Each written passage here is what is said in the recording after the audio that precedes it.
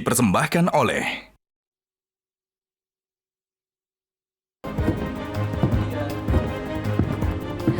Pemirsa, tabungan perumahan rakyat atau TAPERA kini banyak diplesetkan menjadi tambahan atau tabungan penderitaan rakyat. Di tengah beban ekonomi yang semakin besar, pemerintah mengeluarkan peraturan baru untuk memotong gaji pekerja sebesar 3% sebagai iuran TAPERA. Padahal saat ini pekerja sudah dibebani dengan berbagai macam potongan gaji untuk mengikuti program pemerintah. Apa sebetulnya urgensi TAPERA dan mengapa pemerintah seolah memaksa rakyat untuk ikut program TAPERA? Inilah kontroversi selengkapnya. TAPERA gaji kian tipis makin miris, bersama saya Zilvia Iskandar.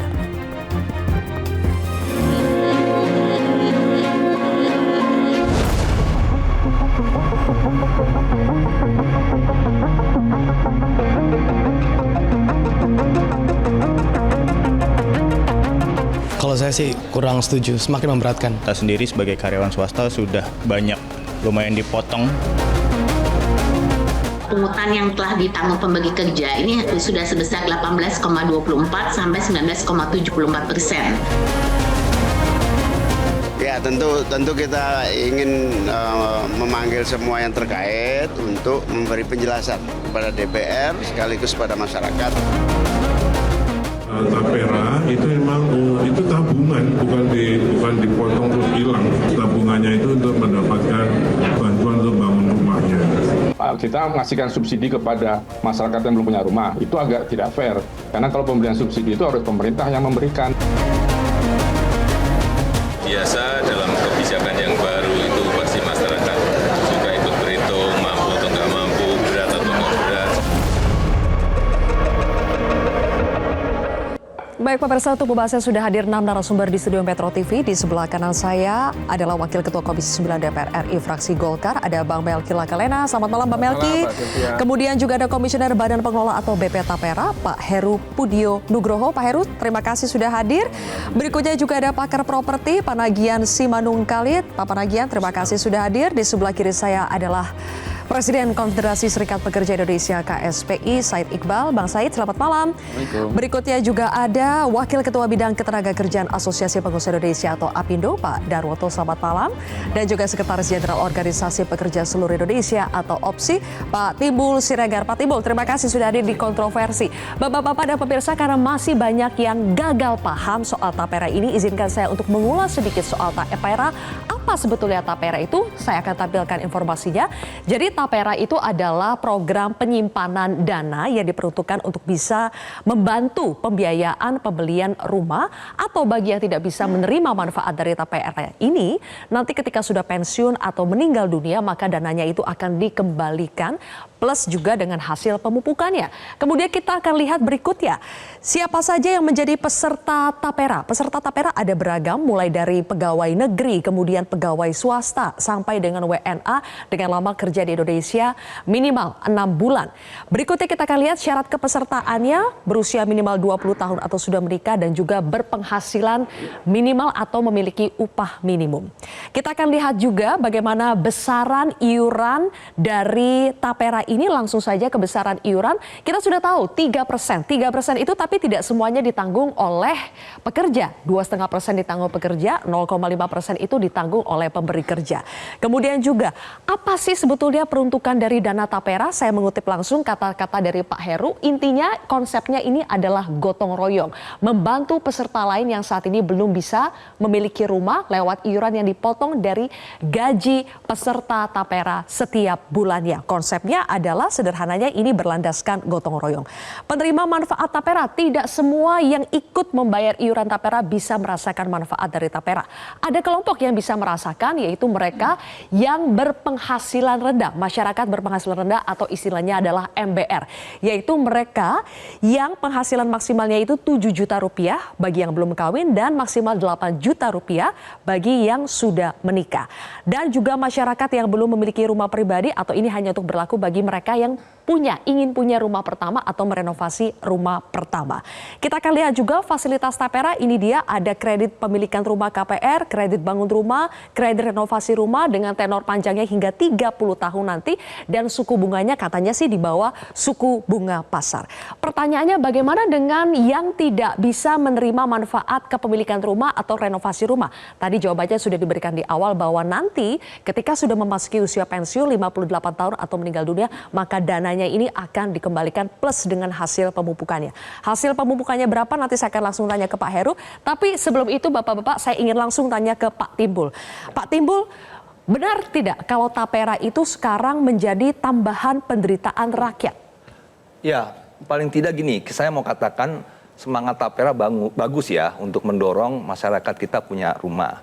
Cuma ketika kita kontekskan pada Undang-Undang 4 tahun 2016 dengan sangat jelas pasal 7 mewajibkan. Jadi sebenarnya kalau kita jujur ya, itu bukan salah di PP-nya 21 2024, PP 25 2020 tidak. Salahnya memang kurang tepatnya di pasal 7, 9 dan 18. Pasal 7 mengatakan seluruh pekerja swasta wajib memberi kerja, mendaftarkan.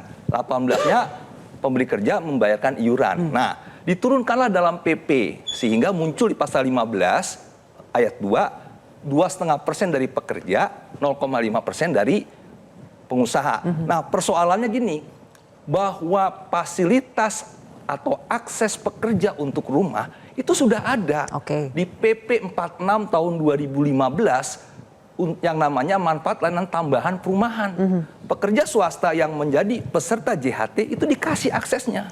Nah, satu. Yang kedua, pasal 37 ayat 3 Undang-Undang SJSN juga begitu. Diturunkan dalam PP 46 minimal kepesertaan 10 tahun, dia bisa mengakses 30%. Jadi program sejenis sebetulnya sudah ada di JHT, BPJS Ketenagakerjaan. Itu yang waktu pada saat proses membuat Undang-Undang Tapera kami sudah sampaikan.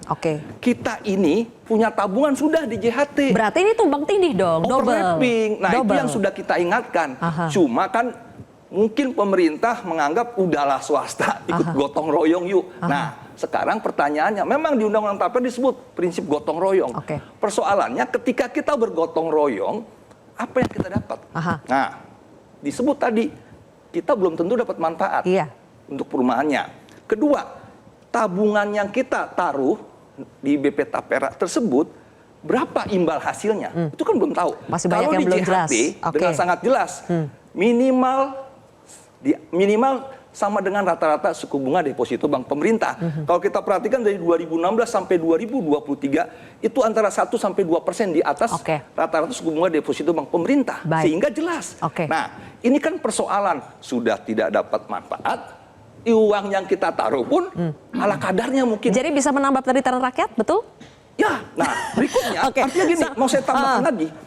2,5% kan gini, kalau kita baca pasal 26 PP 51 2023 kenaikan upah minimum ya kisaran 3-4%, ya kan? Atau 5% lah, 4%. Sudah naik 3% misalnya, dipotong 2,5. Jadi kan selisih bersihnya 0,5. Sudah diperjuangkan UMR-nya untuk naik, tapi ada potongan lagi. Langsung saja saya tanya ke Pak Heru di sini. Pak Heru, ada beberapa persoalan yang disampaikan oleh Pak Timbul, tapi saya mulai dulu dari tadi, tumpang tindih. Ini kan sebetulnya programnya sejenis sudah ada di JHT, BPJS Ketenagakerjaan. Terus kenapa lagi ada tapera seperti ini? Urgensinya apa, Pak? Iya, makasih Mbak Sylvia. Makasih Pak Timbul yang sudah sangat bersemangat ya mencoba mengkritisi. Jadi pertama saya tegaskan dulu nih, bahwa tapera itu adalah tabungan, ya. Jadi bukan iuran, bukan potongan, gitu ya. Ya, tapi adalah merupakan tabungan. Tabungan yang dikolek secara periodik dari peserta, gitu ya. Dalam jangka waktu tertentu, yang khusus hanya bisa digunakan untuk pembiayaan perumahan. Itu konsep di Undang-Undang Taperanya seperti itu. Dan atau dikembalikan pokok simpanan dan hasil pembukaannya pada saat berakhir masa kepesertaan. Jadi dari situ clear. Kenapa harus ada tapera, gitu ya? Ya, pertanyaan kan Mbak kan seperti itu. Saat ini kalau kita lihat kesenjangan kepemilikan rumah, ya data Susenas saja di 2023 masih 9,95 juta. Ya, pertumbuhan demand perumahan, ya, pertumbuhan keluarga baru itu sekitar 700.000 sampai 800.000, gitu ya. Kemampuan pemerintah ya melalui afirmasi APBN baru di angka kurang lebih 220.000 per tahun. Ya, sehingga kalau tidak ada partisipasi aktif masyarakat dengan bersama-sama menabung, ya, kemudian ada yang menjadi istilahnya penabung mulia, gitu ya, melalui skema tabungan perumahan rakyat ini untuk sebagian hasilnya tadi digunakan membantu ya MBR masyarakat berpenghasilan yang belum punya rumah, tentu angka backlog tadi ya kerjanya itu nggak akan bisa terkejar. Jadi yang ada fasilitas yang ada di JHT itu saja tidak cukup ya Pak? Ya ini harus juga nih bahwa JHT ya itu kan manfaat layanan tambahan sepengetahuan saya Pak Timbul ya. MLT perumahan ya. Dan itu memang bagian dari JHT. Cuman ya di Undang-Undang Tapera, Undang-Undang Nomor 4 2016, mandat untuk mengelola pembiayaan perumahan itu ada di BP Tapera. Itu kalau kita runut ya, dari mulai Undang-Undang Nomor 1 tahun 2011 tentang perumahan dan kawasan permukiman, di salah satu pasalnya bahwa negara harus membentuk badan hukum yang khusus fokus membiayai pembiayaan perumahan. Muncullah Undang-Undang Nomor 4 2016 turunannya. Jadi setelah amanat undang-undang memang tidak cukup juga dengan MLT yang ada di JHT begitu ya. Oke, ada dua yang dijelaskan oleh Pak Heru. Satu, Pak Said, bahwa ini bukan potongan, tapi ini adalah tabungan. Anda sepakat tidak bahwa ini adalah tabungan? Tabungan yang wajib harus disetor oleh semuanya. Memang tabungan, tabungan sosial itu. Tabungan sosial. Tapi kan judulnya Tapera, tabungan perumahan rakyat. Orang buruh dan peserta Tapera ketika dia masuk ke dalam program Tapera, dia ingin punya rumah dong. Konsepnya itu, punya rumah. Tapi jangan dipaksa, dia disuruh nabung, nggak punya rumah. Logikanya tidak ada kepastian ketika mengikuti program ini untuk mendapatkan rumah. Kalau gitu buat apa? Kok negara kayak kolonial sih? Kan udah ada pajak, udah ada iuran di program jaminan sosial. Ini apa? Mengumpulkan dana masyarakat dikelola oleh pemerintah, bukan pajak, bukan iuran. Kalau mau jaminan sosial, ya boleh pajak, boleh iuran, atau mix seperti BPJS. Itu kan mix antara pajak dan iuran. Yang pajak PBI, yang iuran yang kita kenal dengan mandiri atau di persentase di buruh yang bekerja penerima upah. Nah ini nggak jelas. Ini sebenarnya uangnya mau diapain sih? Ini kan persoalan yang sebenarnya serius. Udahlah nggak usah pakai bahasa yang terlalu tinggi. Rakyat nggak ngerti. Yang buruh ngerti, uang gua kok lu yang atur gitu loh. Uang gua, Pak, motong pakai uang gua. Tuh. Lu mau atur-atur. Belum tentu juga dapat rumah. Kita nggak ada kepastian jadi kita rumah. Urunan tapi belum tentu rumahnya buat kita. Terus kemudian yang aneh, udah lo mau atur, lo nggak mau ikut bayar. Lo model apa di pemerintah kalau Pak Heru jawab dulu, Pak. Oke, Pak Said ya. Ini menarik. Susah-susah amat cara berpikir. Pak Iqbal gitu ya. Mungkin saya sampaikan dulu nih Pak, data ya. Dari afirmasi APBN, negara hadir untuk ikut membantu penyediaan perumahan Pak, kalau negara hadir, kenapa nggak APBN ikut masuk dalam Tapera? Sebentar dulu. Malah masyarakat, buruh. Bapak ngerasain nggak orang upah minimum itu emang naik? Orang turun kok, gaji 3 tahun nggak naik, tiba-tiba main potong aja. Kalau Bapak nggak upah minimum, ngomongnya enak. Tapi kalau kita upah minimum, baru terasa itu potongan 2,5%. Naik gaji tahu nggak Bapak Botabek berapa? 1,58%. Berapa Bapak potong iuran sebagai mewakili pemerintah? 2,5%. Rentenir aja nggak kayak begitu, Pak. Oh enggak, bentar dulu nih. Ya, dari alokasi APBN melalui fasilitas likuiditas pembiayaan perumahan yang dikelola oleh BP Tapera. Ya, dari 2010 sampai sekarang itu program sudah menghasilkan 1.475.000 unit rumah, ya, dengan nilai penyaluran kurang lebih 136 triliun lebih. Itu negara hadir, Pak, dan kita yang kelola. Dari 1.476.000 tadi, itu ya, 1,1 jutanya itu adalah pekerja swasta yang memperoleh manfaat itu, ya. Ya tentunya kan dengan kemampuan seperti itu, ya, tidak akan bisa ngejar ini dengan sekian juta pekerja ini. Makanya perlu tadi prinsip gotong royong pemerintah, terus antara masyarakat yang mampu dengan yang belum mampu punya rumah. Nah itu Bapak salah tuh. Ya. Kalau prinsip gotong royong itu jaminan sosial, namanya asuransi sosial. Yang kaya membantu yang miskin, yang sehat bantu yang saya nabung 100 juta, Bung Timbul nabung 25 juta. Masa uang saya dipakai buat beliin rumahnya Bung Timbul? Konsep gotong royong apa itu ngawur. Harusnya prinsipnya tabungan. Memang nggak hilang, tapi kenapa saya dipaksa untuk bayarin uangnya Bung Timbul, terus negara nggak bayar? Dan itu nggak hilang uangnya Pak. Memang nggak hilang, tapi uang saya dipakai untuk membeli rumah yang dibutuhkan oleh Bung Timbul yang tadi mendapatkan manfaat. Loh saya nggak mau dong uang saya dipakai, terus negara di mana? Kecuali CPF di di Singapura atau EPF di Singapura, CBF di Malaysia, pemerintah ikut dalam proses mengiur dan pemerintah 2 kali lipat loh. Ini pemerintah udah nggak mengiur, ngatur, kita nggak dikasih kepastian. Terus uang kita disuruh pakai buat bayarin. Emangnya kita nggak bayar pajak? Gimana? Emang kita nggak Pak bayar Heru, iuran Bang Melki gitu? kalau mau tambahin juga boleh loh. Silakan Bang Melki. Saya begini. Memang kebijakan ini kan lahir sepertinya kan memang kita belum duduk bicara diskusi panjang ya. Kalau saya lihat ya. Jangankan pihak luar ini, kami DPR RI pun juga memang setelah ini keluar kita baru mau duduk nih. Karena kan ini ada 3 bagian ya. Di komite ini kan ada Menteri Keuangan tuh Komisi 11. Bicara soal pembangunan rumahnya ini itu Komisi 5. Kami sendiri bagian pekerjaannya nih Komisi 9. Kami pun setelah ini keluar juga kita berkomunikasi nih, kan kaget juga kita. Saya pun juga berkontak mitra kerja kami menanyakan apa sih yang jadi duduk perkara gitu. Ternyata memang kalau dilihat memang ini spiritnya pemerintah ya, semangatnya kita anggap dulu ya Bang Said. Semangatnya kan bagus nih, mau bantu agar para pekerja atau masyarakat secara umum yang bekerja ini mereka mendapatkan rumah gitu. Persoalannya adalah kalau kita lihat memang negara ini punya dana terbatas. Yang itu tidak bisa cuma dari pemerintah, jadi butuh juga dari para pekerja juga bisa terlibat. Dan memang ini dua logika yang berbeda nih. Antara Tapera sendiri dan BPJS itu berbeda semangatnya ya. Kalau Tapera ini tabungan, sementara kalau bicara BPJS itu kan ini memang yang tadi disampaikan oleh Bang Said, ini kan dua belah pihak ya. Nah untuk itu menurut saya begini, ini kan memang kita belum duduk bersama dengan baik nih, mendiskusikan manfaatnya, kepesertaannya bagaimana, dan juga tentu bagaimana agar ini bisa berjalan secara sustainable jangka panjang ya. Jadi maksud saya ini kalau memang kita bisa diskusikan dengan baik menurut saya sebenarnya spirit yang kita ambil dulu dan ya saya terima kasih juga kepada Pak Jokowi ini. Kan ini kan mandatori harusnya dilaksanakan. Kalau dulu kita tolak ya jangan ada itu undang-undang. Ini sama halnya kalau sekarang kami juga ini baru mengerjakan namanya KRIS. Yang juga ini ramai juga nih KRIS ini, Mas Timo juga suka protes nih. Itu 20 tahun lalu, 2004 itu sudah disuruh bikin, kita memang nggak siap baru mau bikin sekarang nih. 20 tahun lalu. Nah, dipaksa juga suruh orang membuat itu biar masyarakat dapat manfaat.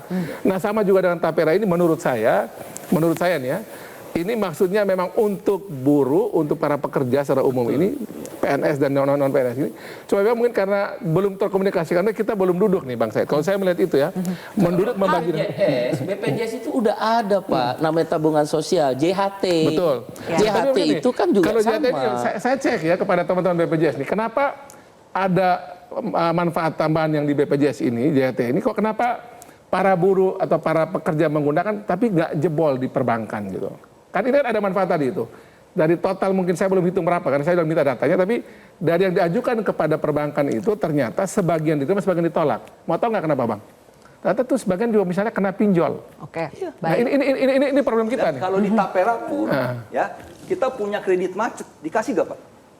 Gini, enggak Pak. juga kan. Artinya memang itu bagian dari seleksi.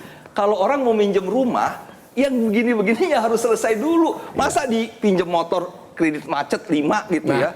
Terus mau minjem rumah, kan logikanya motor aja lo macet, apalagi rumah, kan gitu. Maksud saya, itu menurut seleksi alam, seleksi bisnis biasa ya.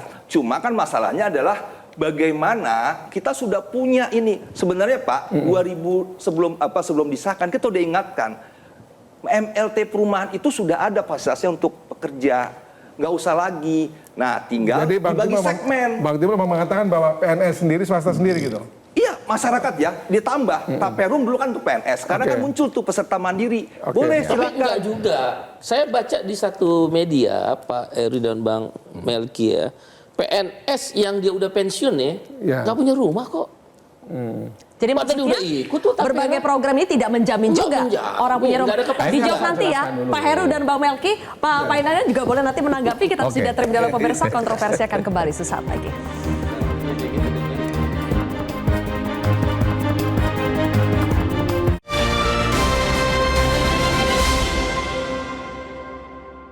Dipersembahkan oleh dulu waktu BPJS di luar yang BPI yang gratis 96 juta kan juga ramai, tapi setelah berjalan kan saya kira merasakan manfaatnya bahwa rumah sakit tidak dipungut biaya, hal-hal seperti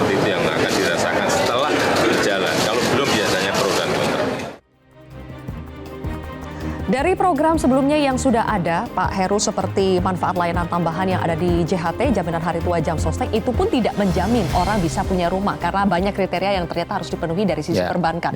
Lalu apa yang membuat Tapera bisa berbeda dari program yang sudah ada, Pak? Nah, ini menariknya gitu ya. Tapera ini ya, syarat tadi sudah dibacakan di awal oleh Mbak Sylvia ya, di salah satu pasal di PP 25 2020 bahwa syarat untuk mendapatkan pembiayaan perumahan atau peserta bisa mengajukan KPR adalah minimum 1 tahun dia menjadi peserta dan 1 tahun dia nabung. Ya, jadi itu meningkatkan bankability dari peserta sebenarnya. Kenapa? Ya dari keaktifan dia nabung ya, yang 3% dari penghasilan tadi ya selama 1 tahun itu kita nilai bahwa track recordnya bagus nih. Dan orang ini akan mampu kalau dia diberikan pembiayaan KPR akan mampu untuk ngangsur gitu ya. Ya. Pengalaman selama ini ya dari FLPP dan dana Tapera yang kita keluar dari Bapertarum itu angsuran per bulannya yang sekitar 1 juta. 1 juta rupiah gitu ya. Tapi selama tenor 20 sampai 30 tahun. Pasal 39 PP itu kan disebut juga BP Tapera bisa menentukan terkait dengan kemendesakan. Iya. Nah, jadi betul. tidak hanya 38. Iya, betul. 39 juga harus karena akan terjadi gini, Bang Timo, kalau subjektivitas BP Tapera. Kemendesakan itu memang kemendesakan itu ada apa? di sini. Itu kita nilai secara objektif ya, dari sisi usia, lamanya dia mengantri, artinya kan jumlah memenuhi, keluarganya, itu kita pertimbangkan semua. Ya, artinya kan jadi tidak semena-mena sudah lancar membayar pun belum tentu otomatis kan gitu juga. Membayarnya lancar kan belum otomatis. Kalau BP Tapera bilang Anda nggak mendesak, nggak dapet. Oh gitu, Pak? Iya. Di pasal 39 begitu. Nggak seperti itu. Enggak, coba baca pasal 39 ya. Kemendesakan. Kemendesakan itu yang menentukan BP Tapera. Itu kan memang parameter kemendesakan itu memang itu ada kriteria ya tentu dinilai dulu kan. Karena kan tidak bisa sekaligus. Justru maksud saya gini. Sudah bayar 12 bulan tapi belum tentu bisa dapat. Begitu ya Pak Heru? Kan yang menentukan itu bankable atau enggak itu salah satunya dari kami. Kenapa? Karena ini pembiayaan kan blended, bukan uangnya bank sepenuhnya. Ya, maksud saya sebagian besar adalah dari uang tabungan peserta tadi, sehingga kita berhak menentukan ke bank, bukan bank yang menentukan itu bisa apa enggak. Ini sudah cukup teknis, tapi kita kembali lagi ke awal ketika tadi saya menanyakan soal urgensi Tapera ini. Mungkin ke Pak Panagian dulu. Pak Panagian, tadi Pak Heru sudah menjelaskan ada backlog atau kesenjangan antara kebutuhan dan pasokan rumah di Indonesia. Saat ini mencapai 18% atau setara 12,7 juta keluarga. Kalau kami tidak salah ya. Betul. Tepat tidak Pak Panagian diatasinya dengan cara potong gaji 3% untuk iuran Tapera atau tabungan Tapera? Ya. Dari 73 juta keluarga di Indonesia, memang perumahannya masih 13 juta yang kurang lebih yang masih belum punya. Jadi dia bisa tinggal di tempat yang orang lain miliki kan. Tetapi yang lebih parah adalah 26 juta yang tidak layak huni. Stunting 60% datang dari rumah yang tidak layak huni. Apa kriterianya? Ketinggiannya, jumlah luas ruangannya, sanitasinya, dan segala macam. Jadi kalau dikasih tahu bukan 10 juta hanya soal punya rumah sebenarnya. Kalau kita lihat tingkat kesejahteraan itu memang kumuh itu harus diselesaikan 26 juta, 900 tuh. Itu 26 juta itu dari 75 juta rumah itu. Yes, dari 23 juta keluarga. Ya. Jadi 73 keluarga yang tidak punya rumah kurang lebih 12, berarti kan 12 juta ini tinggal bisa bukan rumahnya dia, entah dalam bentuk sewa dan segala macam. Tetapi dari 73 juta pun 26 juta itu tidak layak secara ventilasi, secara higienis dan segala macam. Kalau di kesehatan itu berarti krisnya itu belum bisa itu. Jadi artinya kalau disebut gotong royong itu sangat bagus. Intinya maksud Anda pemerintah tidak bisa menyelesaikan masalah ini sendiri, harus dibantu dengan gotong royong masyarakat. Yes. Kenapa? Karena kalau kita lihat persoalan properti itu kan terjadi mismatch. Yang tinggi. Dia dana jangka pendek, bank itu kan bisa bangkrut dalam 1 bulan. Ditarik semua kayak tahun 98 bangkrut dia. Sementara finance untuk housing itu dicicil sampai 25 tahun. Jadi mismatch, maturity. Jadi kalau nggak ada dana jangka panjang, seperti nanti yang iuran itu tabungan itu misalnya umur 20, diambil umur 58 kan 28 tahun itu uang. Nah itu yang membuat stability dari finance, housing finance. Jadi kalau Pak Said bilang tadi Central Provident Funds di Singapura. Saya sekolah di Singapura tahun 90. Profesornya selalu bilang kesejahteraan Singapura itu karena rumahnya semua hampir 98%. Pada tahun itu. Malaysia mengikuti Employee Provident Fund. Iya. Nah, jadi ini konsepnya sangat benar karena apa? Kita butuh dana jangka panjang yang berkelanjutan dalam jumlah yang sangat besar. Secara konsep menurut Anda benar ya ini? Memang harus ada tapera ini? Ya, tapi itu sistem jaminan sosial. Pak. BP tapera ini kan nggak jelas, banci lah kalau bahasa kita. Kenapa banci? Loh, dia sistem jaminan sosial atau bantuan sosial. Kalau dia bantuan sosial, maka dia harus ambil dari dana pemerintah APBN. Kalau dia sistem jaminan sosial, ada tadi 3, bisa iuran, bisa pajak, bisa gabungan di antara kedua. Misal tadi jaminan kesehatan, jaminan hari tua, jaminan pensiun, jaminan itu adalah tabungan sosial. Kalau asuransi sosial, jaminan kecelakaan kerja, kematian, dan jaminan kesehatan. Nah, tapera ini apa? Ya, oke. Pemerintah masalah teknis Pak Said nggak ada masalah deh. Nanti masih ada 2-3 tahun di DPR. Tapi secara konsep dia akan memberikan kepastian kesejahteraan masyarakat Indonesia sampai tahun 2045. Saya Nggak bisa Pak. Sampai situ dulu. Asabri dan Taspen aja itu uang tentara loh itu. Iya. Itu aja dia korupsi. Apalagi uang kita. Gini. Kalau soal gini, diskusi kita ya. Nanti kita bahas soal celah korupsinya, kita bahas. Pak Panagian kan mengatakan spiritnya bisa meningkatkan kesejahteraan masyarakat. Saya tanya dulu ke Apindo, benar tidak ini bisa meningkatkan kesejahteraan masyarakat? Pak Daroto. Jadi kalau tadi yang Bang Niangan sampaikan, secara konsep memang iya, ya secara konsep bahwa ini ada gotong royong apa itu oke lah. Tetapi kembali ke tadi, ini jaminan sosial apa tabungan? Kalau jaminan sosial it's okay gitu. Tapi kalau tabungan tuh sifatnya harus sukarela dong. Ya tidak boleh diwajibkan. Tabungan wajib, ya kan? Kecuali istilahnya sebelum jam selesai kan tabungan hari tua itu satu-satunya wajib pada saat itu ya. Nah, inilah yang menjadi masalah di sini karena sejak 2015 akhir 15 itu kita membahas undang-undang ini. Kita dari pengusaha udah menolak. Bahkan waktu itu teman-teman serikat pekerja di Tripartit Nasional juga sudah menolak.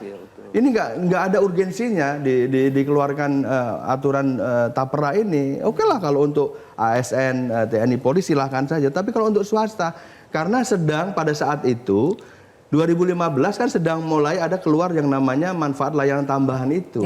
Nah itu kan ini masih idle belum digunakan. Memang benar tadi apa yang disampaikan. Ini yang mengajukan bankable apa tidak? Sama Pak kalau di tapera juga ini orang bankable apa enggak seperti tadi yang kalau terjerat kasus pinjol gitu misalnya. Pasti kan nggak mungkin gitu. Ya, tapi begini, dari segi pengusaha bisa dipahami karena dia sudah ikut dalam 5,7 itu kan. Iya. Nah, jadi nanti solusinya bagusnya begini. Oke, dikurangi JHT-nya. Lalu ditransfer yang Anda bilang tadi MLT itu dimasukin ke Bank Tapera. Nah, itu yang malah pasti diprotes sama buruh. Itu total agenda diprotes. Tapi sebelum itu semangat ngurus negara kayak ngurus sekarang gini. Segala sesuatu yang tidak boleh kita sepakati. Sekarang gak ada masalah. Rekomposisi dari JKK emang ada masalah. Untuk idenya Bapak saya cuma ingin menanggapi Apindo, Pak. Rela mengeluarkan 0,5. Masalahnya Apindo ini dari pengusaha sudah mengeluarkan banyak. Kita punya tabel di sini, ada ragam potongan gaji pekerja ini dari pajak penghasilan, kemudian potongan untuk BPJS Ketenagakerjaan, banyak ya potongannya yang bisa kita lihat. Dan ini ada yang belum masuk apalagi Pak? Kesehatan juga ada. Nah ini dia, kesehatan, asuransi, dan sekarang mau tapera. Ini tidak hanya dibayarkan pekerja tapi juga ditanggung perusahaan. Dari perusahaan sudah menanggung totalnya berapa Pak dari semua potongan-potongan ini? Potongan-potongan antara sekitar 18 sampai 19%. Ditambah 0,5 lagi buat tapera memangnya nggak bisa Pak? Memang disebutnya kecil itu. Tapi kan ini besar juga bagi bisnis. Setiap bulan. Setiap bulan dan ini seterusnya. Seluruh pekerja. Gitu. Kenapa nggak kita dari pengusaha itu berpikir bahwa ya udah untuk pengusaha karyawan swasta manfaatkan aja layanan tambahan itu saja. Yang sudah ada. Cukup. Itu masih banyak kok belum masih idle banyak itu. Dari 160 triliun itu kurang lebih baru berapa persen itu. Dan kecil diusahakan juga Pak Permenaker 17 2021 tentang MLT perumahan itu direvisi dulu supaya tadi aksesnya lebih ya tentunya memang kaitannya dengan suku bunga ya. Di Tapera kan juga ada suku bunga. Nah, yang di MLT ada suku bunga. Nah, itu yang coba diturunkan sehingga bisa lebih untuk pekerja swasta. Kan gini artinya, pembagiannya supaya jelas. Yang PNS, TNI, Polri, dan masyarakat mandiri dikerjakan. Pasarnya ini, MLT, perumahan pekerja swasta ini. Supaya bisa berkolaborasi mereka. Kan nggak nunggu di sini. Kalau di sini kan semuanya berapa tahun. Ujung-ujungnya Bang Melki. Nah, dibagi aja, dibagi supaya ini porsinya ini kerjain. Jadi bersamaan. Jadi gini Bang Timbul. Itu teknisnya. Jadi gimana Kita Bang ini Melki? kan Boleh dijawab nanti ya Bang Melki. Kita harus jeda terlebih dahulu. Bang Melki disimpan untuk segmen ketiga pemirsa, tetaplah di Kontroversi.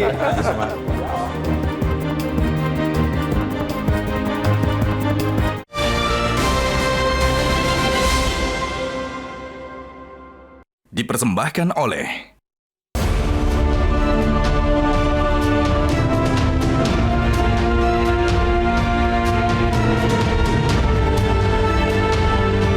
Saya kira ini kesempatan.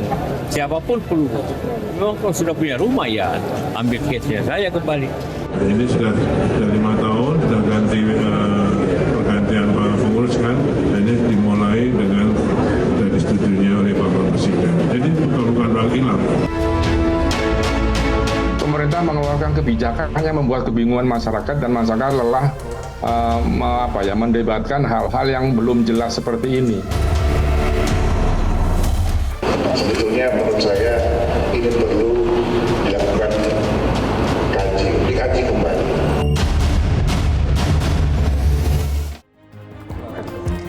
Baik, kembali lagi di Kontroversi pemirsa. Bang Melki, silakan tadi dijawab. Lagi-lagi ini mempersoalkan sebetulnya Tapera ini adalah tabungan atau jaminan sosial dan kenapa tidak memanfaatkan MLT, manfaat layanan tambahan yang sudah ada di program JHT Jam Sostek BPJS Ketenagakerjaan. Ya kalau saya sih begini ya, kan ini kalau kita lihat nih kan ini kenapa makin tinggi eskalasi urusan rumah ini kan setelah ada kesepakatan bersama ya, kita butuh program 1 juta rumah misalnya. Dikerjakanlah ini sebagai sebuah ide. Prinsipnya kan begini, kita sebenarnya tahu dari semenjak kita kecil itu diajar, apa kebutuhan mendasar manusia? 3, sandang, pangan, papan. Yang lain saya kira kita tidak terlalu mengalami masalah serius nih. Sandang aman, pangan aman, relatif lah ya. Tapi kalau bicara papan ini kan tadi data sudah kita lihat nih. Data dari Bang Panangian ini kan ini orang properti benar lah, orang urusan ini ya. Itu kalau yang tidak punya rumah sekian, kemudian yang rumah yang sudah ada tidak layak huni, ya memang masuk akal kalau kami di sini banyak ketemu penyakit stunting dan sebagainya macam itu. Nah pertanyaan adalah gini, kita sama-sama tahu negara ini memang punya tanggung jawab gitu kan. Tapi namanya kita dari awal semenjak negara ini berdiri, semangat bangsa ini berdiri itu gotong royong. Pemerintah bekerja, rakyat pun juga bekerja.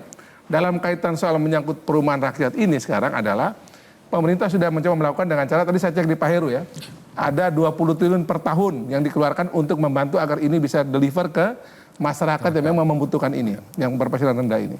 Ternyata 20 juta per tahun ini setelah sekian lama ini sudah 1,4 juta ya yang tersentuh. 1,4 juta unit yang dibangun ya. Yang dibangun. Ini belum termasuk belum ada tabungan yang dipakai nih ya dari sudah ada yang dari Expa Pertaruh dulu.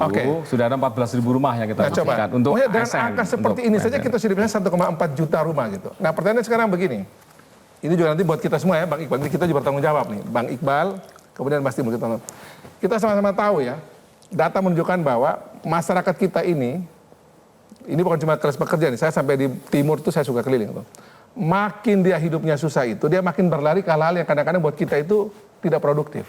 Contoh rokok, contoh miras, contoh judi gitu ya. Maksud pinjol ya.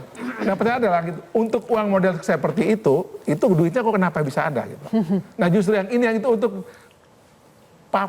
rumah dia sendiri. Bang Melki ingin mengatakan seharusnya masyarakat tidak perlu keberatan dengan 3% ini yang dipotong dari gajinya. Ini tanggung jawab kita bersama adalah mengarahkan agar pengeluaran kita punya para teman-teman kita yang di bawah ini, Bang Iqbal juga, sembari kita diskusi model begini juga diarahkan akan mengeluarkan uang itu hal yang bersifat produktif gitu. Dan rumah ini produktif. Kalau perumahan itu nggak ada yang nolak.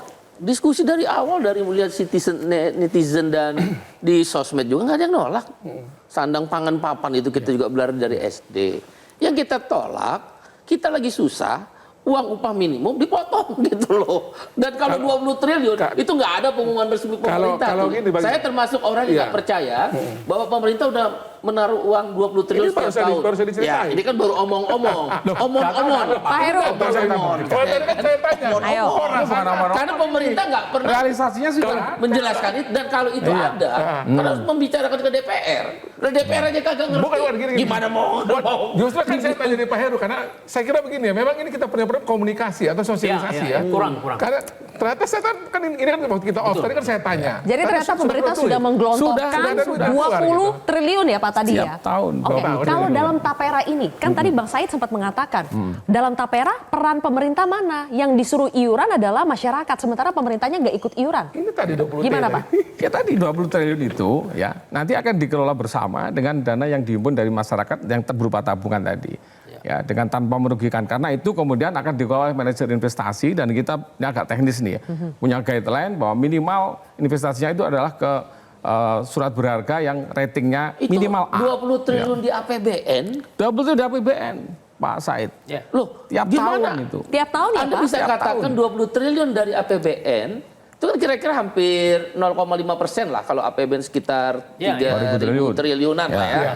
Hampir 3.000 triliun karena hampir 0,6 atau 0,5%. Nah, itu baru baru sekarang ini kan ada perbaikan PP. Sudah berapa tahun? Terus Anda tiba-tiba 20 triliun ini ada. Tunggu. Dari FLPP itu. Ini pasti. Sudah dari 2010. Ini berarti baru kebuka kan? Maksudnya bukan yang abang bilang subsidi itu yang kayak tadi subsidi bunga, kemudian ada program ini. Itu baru FLPP-nya loh ya. Iya, ada itu juga pemerintah hadir program. memberikan subsidi bantuan uang muka ya 5 juta per unit rumah. Artinya ini ada sudah bantuan biaya administrasi. yang sudah berjalan. Ya. Jadi abang tuh jangan memprovokasi kita seolah-olah tiap tahun 20 triliun. Ini program yang sudah berjalan. Ini tidak ada hubungannya dengan tapera. Oke, Jangan nggak ada hubungannya dengan tapera. Oke, 20 triliun. Sebentar. 20 triliun ini di luar tapera ya Pak? Iya, sudah berjalan. Yang sudah Ada berjalan. subsidi bunga. Karena Ya, bantuan uang ini muka. PP baru Subsidi ada, fasilitas likuiditas ada. Oke, baik, kembali lagi kita dudukkan persoalannya biar masyarakat tidak bingung ya. Coba Pak Darwoto dulu yang berbicara. Kalau ini diberlakukan Pak, 3% ini kan sifatnya sekarang wajib ya, belum ada perubahan. Wajib ini. Menurut Bapak dampaknya terhadap daya beli masyarakat seperti apa? Dari pengusaha sudah ada hitung-hitungannya belum? Ya, kalau kita sih melihat begini, ketika ini diterapkan, artinya dari teman-teman pekerja ini kan 2,5% yang tadinya digunakan untuk spend untuk konsumsi kebutuhan yang lainnya, ini kan masuk ke tabungan dong, yang tapera tadi itu. Ditambah lagi yang pengusaha tadi 0,5%. Sehingga kalau ini tidak dikeluarkan, berarti kan potensial untuk pengaruh terhadap kemampuan daya beli kepada teman-teman pekerja ini kan juga berkurang. Nah ini yang harus diperhatikan. Makanya kita lebih fokus, cobalah gunakan yang sudah ada saja. Saya kembali lagi ya, MLT ini sangat bermanfaat sekali buat teman-teman pekerja loh, yang khususnya swasta ya. Ini coba kita manfaatkan. Yang penting targetnya adalah kalau tadi ada kebutuhan perumahan di sana, ya sama-sama aja MLT kasih target berapa rumah yang mesti bisa dicapai.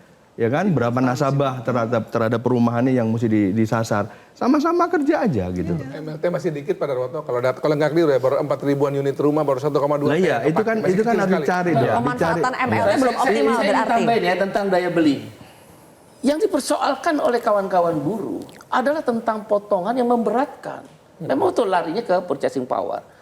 Kalau tadi saya bilang, potongan total 1% kesehatan, 2,5% tapera berarti 3,5%, tambah 2% JHT berarti 4,5%, tambah PH 21, ya kan? Nanti masuk lagi pensiun 1%. Hampir kira-kira 12%. Upah minimum rata-rata ya. Saya kan rata-rata Jakarta misalnya ada yang 5 juta, ada juga yang masih 3 juta. Rata-rata itu 3,5 juta.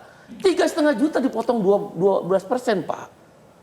Gimana dia mau hidup gitu loh. Bukan dia nggak butuh rumah. Kan kebutuhan itu ada tingkatan prioritasnya. Itulah yang dibilang ketika daya beli belum cukup dan dunia usaha belum tumbuh, betul di capital intensif dunia usaha relatif lebih baik ya, atau Baik. termasuk di pertambangan. Tapi di labor intensif di mana-mana PHK kok. Itu bermasalah. Tiba-tiba pemerintah memunculkan yang memukul daya beli itu. Bukan yang diterima, pasti dilawan. Itu persoalan utamanya. Sebaliknya. Sebenarnya. Sebaliknya apa Pak? Boleh dijawab nanti, kita jeda lagi ya pemirsa. Segmen 4 akan hadir sesaat lagi, tetap di Kontroversi.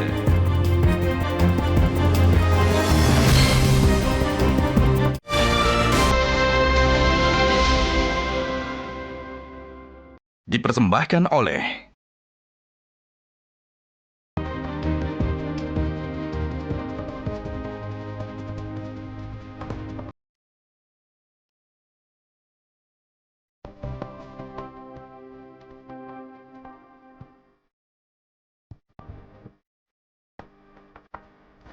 Jelas 91% tidak setuju gajinya dipotong untuk Tapera.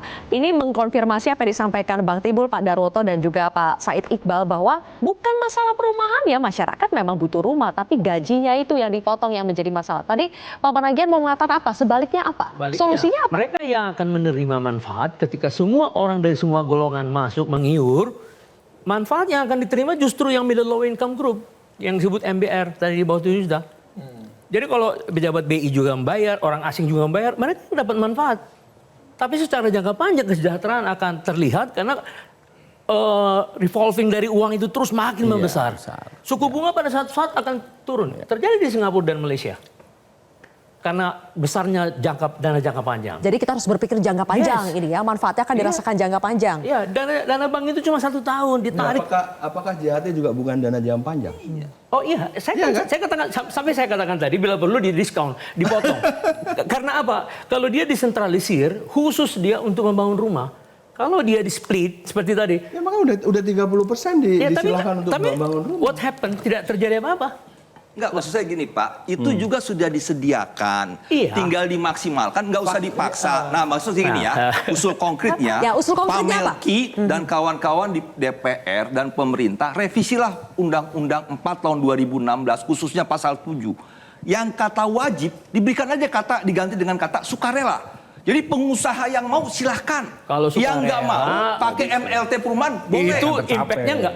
Oh iya, artinya nggak, maksud saya gini, karena asal muasal persoalan di PP ini kan adalah pasal 7, karena kata wajib. Jadi maksud saya revisi aja Pak Melki. Revisi, usulannya adalah revisi Bang Melki. Ini kan ada, harus jangan cuma semua diserahkan ke pemerintah dan DPR saja gitu. Pengusaha dan teman-teman pekerja di semua sektor ya, itu kita juga mesti pikirkan gitu. Kenapa kita bicara MLT ini kenapa nggak jalan? Kan problemnya bukan ada di jalan Pak, jalan Pak. Saya baru cek di BPJS Tenaga Kerja. Dari banyak pengajuan yang masuk itu, kenapa MLT ini nggak jalan? Karena memang ternyata ini harus kita akui jujur juga ya. Para pekerja kita juga terjebak yang tadi itu. Jadi gini, membenahi juga situasi di kalangan kita, di teman-teman, itu bisa kita lakukan juga. Jadi pemerintah bagiannya kita kerjain, DPR kami kerjain gitu. Pengusaha juga. Tapi sekali lagi, saya mau kita semua ya, harus bisa mengedukasi agar teman-teman yang sudah dengan keterbatasan dana ini juga dipakai produktif gitu Bang Im. Ini mesti juga kita kerjain gitu. Mau kita naikin berapapun angka gaji buruh, kalau kemudian larinya ke sektor tidak produktif, sayang gitu loh. Kok bicara soal perumahan yang model begitu, sama-sama kita tahu ya, ini kan butuh bersama ya rumah nih. Nah sementara yang lain kenapa kita diam gitu? Maksudnya, kita justru punya dari lagi adalah membuat juga di sektor teman-teman ini juga kita menjaga agar uangnya ini benar. Bang Timbul mengatakan revisi, Bang Melki mengatakan justru pengeluarannya yang harus dikelola untuk lebih produktif. Kita semua nih, nanti kan gini. Mas Silvi, ini kan masih harus kita diskusikan lagi. Ada waktu ya? Masih ada ruang untuk mendiskusikan ya? Kita diskusikan lagi dengan baik. Masih bisa mungkin berubah? Ya teknisnya masih diskusi lah, kita diskusi lagi. Dari wajib menjadi sukarela masih mungkin terjadi? Salah satu bagian diskusinya. Pak Daroto, jadi usulan konkretnya apa Pak? Tidak diberlakukan. Itu jelas dari Apindo ya.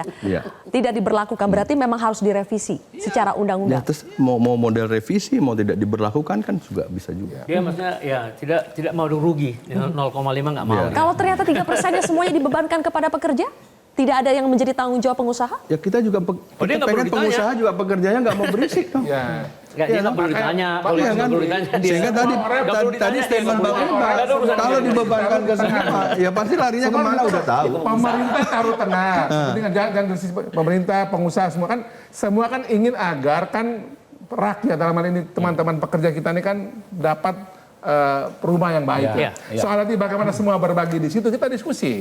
Negara taruh berapa di situ? Baik. Pengusaha taruh berapa? Nah, kalau untuk Kita diskusi, Presiden harus seperti waktu JHT menyatakan bahwa PP nomor 21 tahun 2024 tidak atau belum diberlakukan. Nah, ini kan walaupun 2027. sampai walaupun Masih sampai lama. 2027. Ya. Jadi tidak diberlakukan. Barulah kita duduk bersama untuk diskusi. Jangan bilang, kita diskusi ruang begini. Tapi 2027 makin mendekat ya nunggu. Itu namanya akal-akal. Presiden harus umum bahwa PP nomor 21 tahun 2024 dia tidak diberlakukan sampai ditemukan Kesepakatan hasil bersama. diskusi yang terbaik dari semua stakeholder. Masih adakah ruang untuk itu, Pak Heru? Saya percaya. Tidak berani lah. Coba, Pak Heru. Menghadapi kontroversi ini, jadi masih ada ruang untuk musyawarah lagi, Pak Heru? Ternyata tahun 2026 diberlakukan. Ayo, saya berikan kesempatan dulu. Yang lain tenang dulu. Pak Heru, 1 menit terakhir, silakan Bapak. Ya prinsipnya itu kan mulia tadi ya. Bagaimana yang mampu, yang sudah punya rumah, mampu nabung nih untuk mensubsidi yang belum punya rumah agar bisa menjangkau KPR dengan bunga yang sangat rendah. Itu prinsip itu kan sangat mulia gitu ya. Ya kan. Nah, terkait dengan kapan diberlakukan, ini kan masih ada waktu 3 tahun. PP 21 itu adalah merupakan perubahan dari PP 25 yang tidak mengatur hal substansi, tapi bagaimana meningkatkan tata kelola pengelolaan dana tapera di internal BP Tapera. Itu substansinya sebenarnya. Jadi nggak ngatur bahwa bulan depan mau akan dipotong, nggak ada. Dan itu juga bukan potong, itu tabungan, gotong royong, gitu loh. Jadi menggunakan kata-kata itu paling indah. Selama 3 tahun ini, apakah masih ada ruang untuk revisi? Hal-hal yang dikeluhkan masih ada. Dan yang harus direvisi itu undang-undang. Karena PP itu merujuk pada undang-undang. Nah, di PP 25 2020 itulah muncul sudah dipahami Bang Julat. Enggak, artinya gini, tanggung jawab Pak Melki itu. Jangan kita ngobrol. Oke, tampaknya diskusi ini masih akan panjang ya. Oke, tidak apa-apa, tapi terima kasih kita sudah mulai semakin memahami apa sebetulnya persoalannya. Terima kasih Pak Heru, Bang Melki, Pak Managian, kemudian Bang Timbul, Pak Darwoto dan juga Pak Said Iqbal sudah hadir bersama kami di Kontroversi malam hari ini. Pemirsa, saya Zilvia Iskandar pamit undur diri. Kita jumpa lagi di Kontroversi minggu depan. Selamat malam.